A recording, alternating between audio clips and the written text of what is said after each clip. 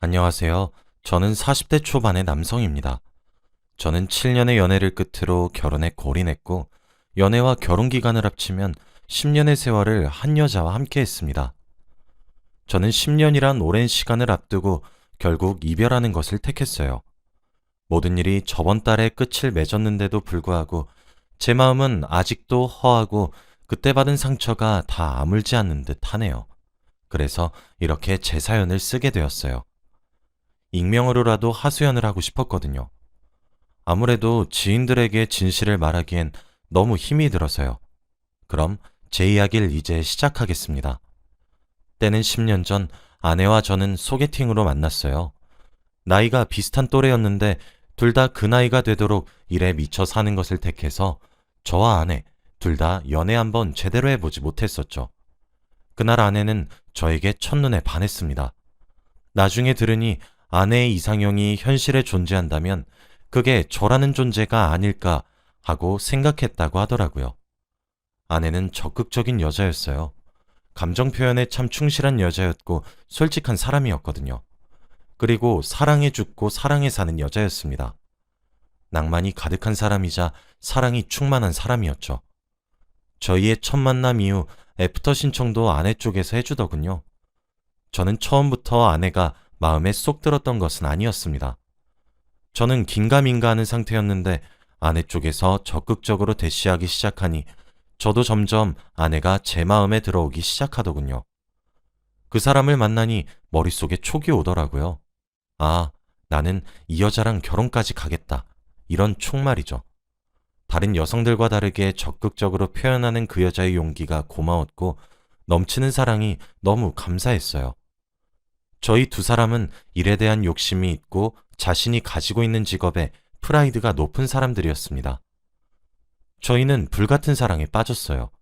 아내는 톡톡 튀는 매력적인 사람이었거든요. 만나면 만날수록 아내의 매력에 빠져 헤어나오지 못했죠. 그렇게 저도 점차 아내를 진지하게 결혼하고 싶은 여자라고 내심 생각을 하곤 했습니다. 하지만 우리는 결혼에 휘둘려 일을 포기할 수 없는 사람들이었고 결국 일하는 것에 우리의 결혼은 밀려났죠. 내년에 해야지 하다 결국 7년이란 세월이 흘렀고 우린 어느새 30대 후반의 나이가 되었어요. 그때쯤 되니 서로의 일도 안정화가 되었고 금전적으로도 여유로웠기 때문에 결혼에 대한 생각이 점차 구체화되고 있었죠. 그리고 40대가 되기 전에 하고 싶기도 했었고요. 그러던 어느 날 아내가 만나자고 한 카페에 갔더니 아내가 촛불로 길을 만들고 하트를 만들어 제게 이승기의 결혼해 줄래? 라는 노래를 불러주며 제게 프로포즈를 했습니다. 그러고는 그 자리에서 제게 편지를 하나 써왔더군요. 제가 어디가 어떤 모습이 얼마나 좋은지, 저랑 왜 결혼하고 싶은지 그런 것들이 적혀 있었어요. 고백도 선수를 빼앗겼는데 프로포즈도 선수를 빼앗기니 허탈하면서도 우습다가도 아내 한결같은 사랑이 너무 좋아 행복했습니다.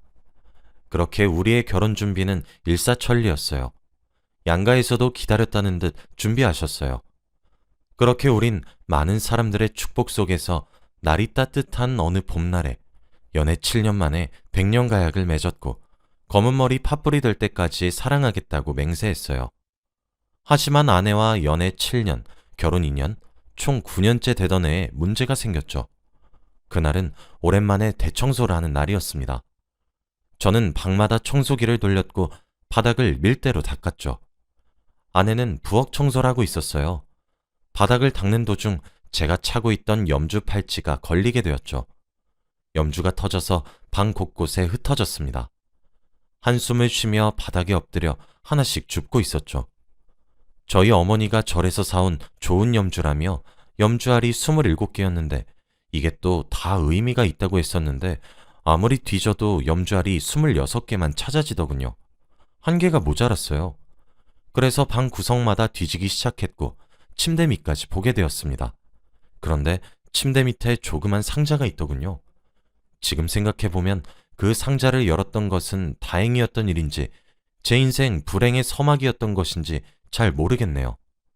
아무 생각 없이 열어본 그 상자 안에서 가장 눈에 띄었던 것은 노란색 다이어리였어요.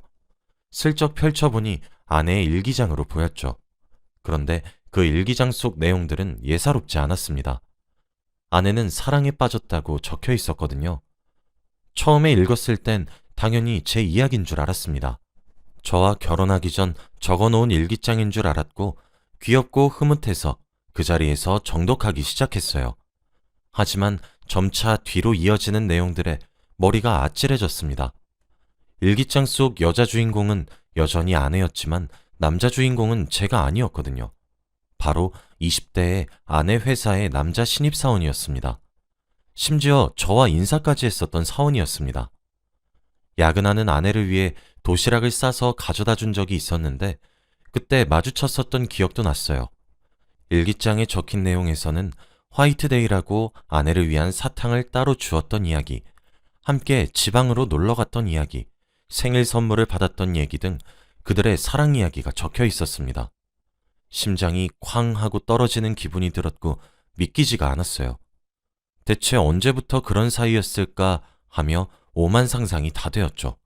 심지어 상자 속에서는 둘이서 같이 찍은 것으로 보이는 사진들이 여러 장 들어 있었고 생일 축하한다는 카드와 함께 선물을 담았었던 포장지까지 전부 들어 있었죠. 9년째 되던 애여서 9수의 저주가 내려졌었던 것일까요?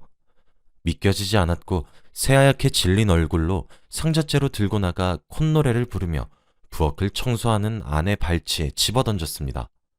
아내는 크게 놀라지 않더군요. 담담하게 걸려버렸다 하는 수준의 놀람 정도랄까요? 설명을 요구하는 제 고성에도 아내는 차분하게 말을 하더군요. 나 사랑하는 사람 생겼어 라고요. 제게 말을 하는 아내의 눈은 9년 전 제게 미쳐 있었던 그 사람의 눈빛이었고 사랑의 눈이 멀어버린 사람처럼 보였습니다. 그리고는 제게 나 그 사람 아이도 임신했어. 미안해. 라고 담담히 얘기했어요. 그게 대체 무슨 날벼락인지 아무도 모를 겁니다. 한순간에 너무 믿기 힘든 충격적인 정보들이 너무 많이 쏟아졌고 다리에 힘이 풀려 털썩 주저앉아 버렸어요. 아내는 제게 이혼을 요구했습니다. 그 모든 과정이 무르르듯 자연스러워 보였어요. 몇 번이나 연습한 사람 마냥 말입니다. 아내는 그 길로 집을 바로 나갔고 저는 혼자 집에 남겨졌습니다. 아내를 찾아가도 저를 만나려고 하질 않더군요. 제가 찾아갈 수 있는 사람은 한 사람이 더 있었습니다. 바로 그 신입사원이었죠. 하지만 저는 연락처도 주소도 아무것도 아는 것이 없었어요. 그렇다고 회사로 찾아갈 수도 없었죠. 아내가 외도했다는 사실을 동네방네 알리는 꼴이 되어버리니까요. 저는 아내가 사용했던 서재의 방과 침실 서랍 곳곳을 정말 미친 듯이 뒤졌습니다. 아니나 다를까 아내에게 던졌었던 상자 안에서 그 남자의 명함이 하나 나오더군요.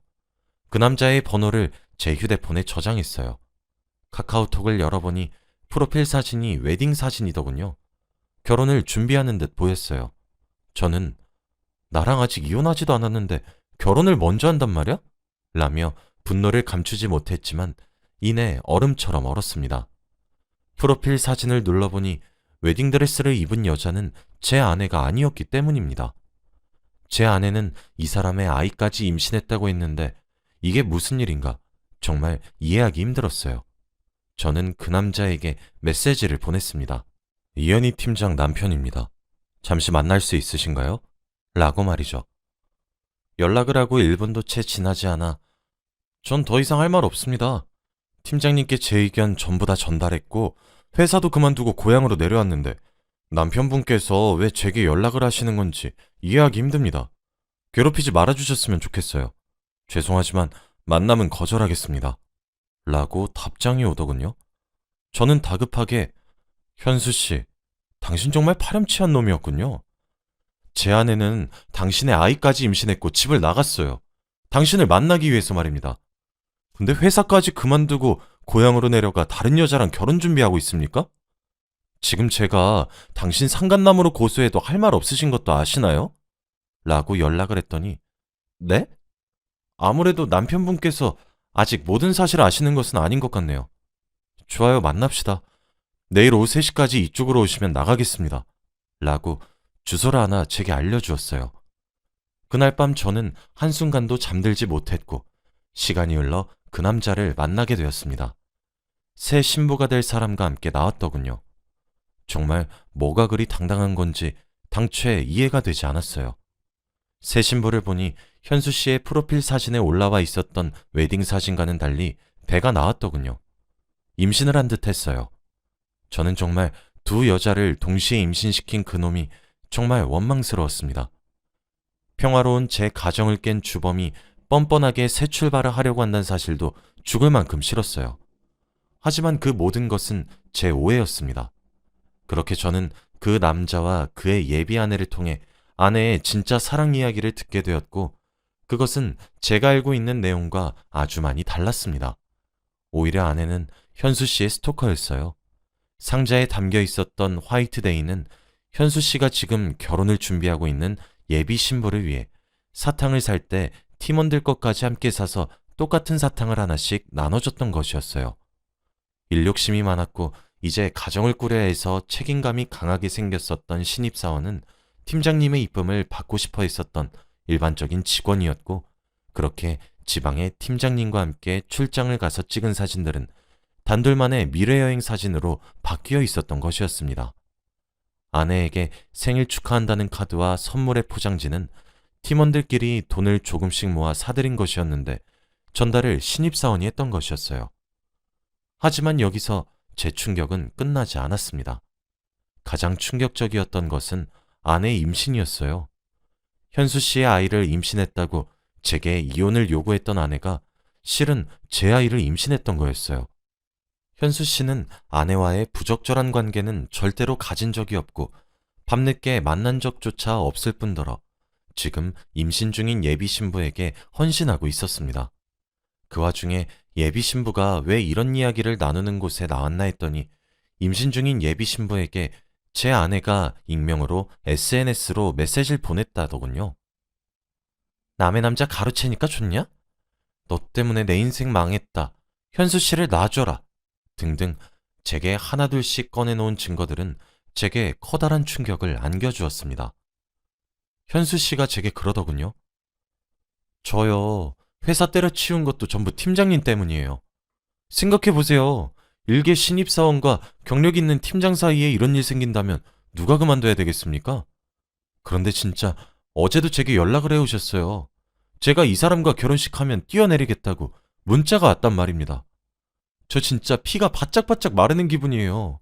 그리고 제 아내 될 사람은 무슨 죄가 있다고 이런 꼴을 당하고 이런 협박성 메시지를 받아야 되는 거냐고요. 제가 진짜 남편분보다도 나이가 많이 어리기도 하고 이게 무슨 좋은 일인가 싶어서 조용히 떠났는데 굳이 찾아와서 들쑤시는 이유는 대체 뭔데요?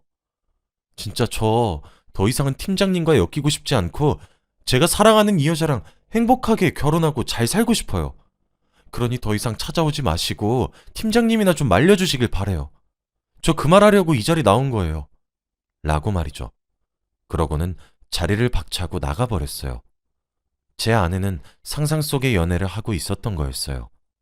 신입사원의 열의는 아내에게 사랑으로 둔갑되어 있었고, 그렇게 작고 사소하게 시작했던 아내의 망상은 범죄 수준에 다다라 있었고, 저와 아내의 사랑의 결실로 만들어진 아이는 현수 씨와의 아이로 둔갑되어 있었습니다. 정말 어디부터 어디까지 바로잡아야 하는지 갈피도 잡히지 않았어요. 정말 죽고 싶을 정도로 힘들었습니다. 그런데 아이까지 가진 아내를 버린다는 것은 더욱 상상할 수 없었어요. 이미 저는 아내를 저보다 더 끔찍히 사랑하고 있었으니까요. 순수해서 그런 거겠지. 원래 사랑이란 감정에 충실한 여자니까 그런 거겠지. 라고 생각하며 넘기려고 했습니다. 시간이 지나 감정이 희석되면 제게 돌아올 것이라고 생각했거든요. 그렇게 보듬고 넘어가자고 얼마나 다짐했는지 몰라요. 그렇게 우리의 결혼 9주년이 지나갔고 올해 10주년을 맞이했습니다. 제 아이를 가진 여자가 사랑의 열병에 빠진 모습을 보는 건 예상했던 것보다 더욱 힘든 일이었어요. 제가 알게 된 이후엔 점점 당당해졌고, 회사 퇴근 후 집에 와서는 하루 종일 신입사원과 그 신부의 SNS를 보며 일거수일투족을 뒤지기 시작했죠. 저는 그런 아내의 모습마저 안타까웠고 얼른 제자리로 돌아오길 기다렸습니다. 하지만 그런 저도 참기 힘든 일이 일어났어요. 제가 이혼을 결심하게 된 계기죠. 해가 바뀌면서 아내는 임신 6개월 차가 되었어요. 임신한 아내의 시중을 들며 지내고 있었죠. 아내도 점차 현수 씨에게 있는 미련을 털어내는 것처럼 보이기도 했어요. 어느 평화로운 주말, 아내는 낮잠을 자고 있었고, 저는 그 틈을 타서 집 청소를 조용조용 시작했어요. 아내의 서재를 정리하는데 익숙한 노란색 다이어리가 보이더군요. 다이어리를 펼쳐보니 피처럼 붉은 펜으로 현수 씨의 예비 신부를 저주하는 글이 잔뜩 써져 있었고, 현수 씨와의 망상연애 이야기도 잔뜩 써져 있었어요. 그리고 제게 청혼하며 썼던 편지처럼 현수 씨의 어디가 어떤 모습이 얼만큼 좋은지, 왜 현수 씨랑 자기가 결혼까지 해야 되는지가 적혀 있었습니다. 아내는 이미 상상 속에서 현수 씨에게 프로포즈까지 마친 상태였죠. 가장 소름 끼쳤던 것은 저와 아내의 아이에게 지어줄 이름이었어요. 제 아내의 이름인 현이와 현수 씨의 이름을 하나씩 따서 여자아이라면 수희, 남자아이라면 희수라고 지을 계획이 쓰여져 있었고, 하루빨리 현수 씨가 자기에게로 돌아와 주었으면 한다고 적혀 있더군요. 일기장을 넘기면 넘길수록 아내의 망가져가는 정신 상태가 고스란히 드러났습니다. 현수 씨의 결혼으로 인해 죽고 싶다는 글까지 읽게 되었어요. 저는 그때가 되어서야 인정을 할 수 있었습니다.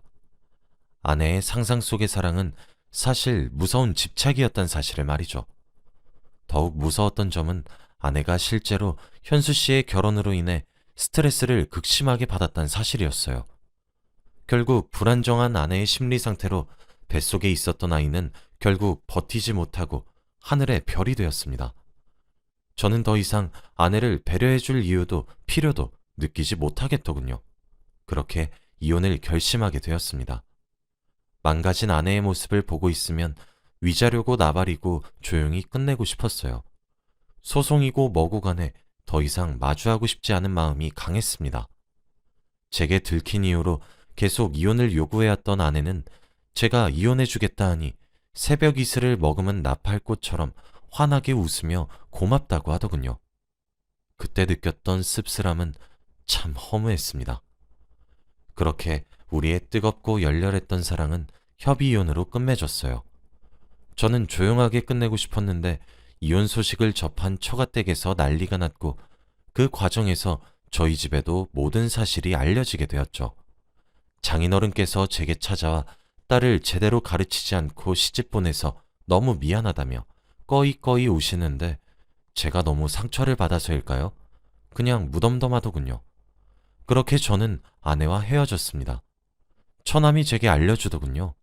아내가 현수 씨에게 스토커로 신고를 계속 당하고 있다고 말입니다. 제게 생글생글 웃으며 애교 서린 목소리로 사랑한다던 한 여자의 모습이 망가질 대로 망가진 것을 보니 참 허무하네요. 지금 생각해보면 아내가 제게 주었던 사랑도 어쩌면 무서운 집착이었을지도 모르겠어요. 지금은 너무 힘들고 슬프지만 저도 언젠가 이 상처가 다 치유되길 바랍니다. 저도 언젠간 다시 일어날 수 있겠죠? 다들 응원해 주시길 바래요. 여러분들의 사랑은 저처럼 슬프거나 비참하지 않고 행복하고 사랑이 충만하길 바라며 이만 글을 마치겠습니다. 제 이야기를 들어주셔서 감사합니다.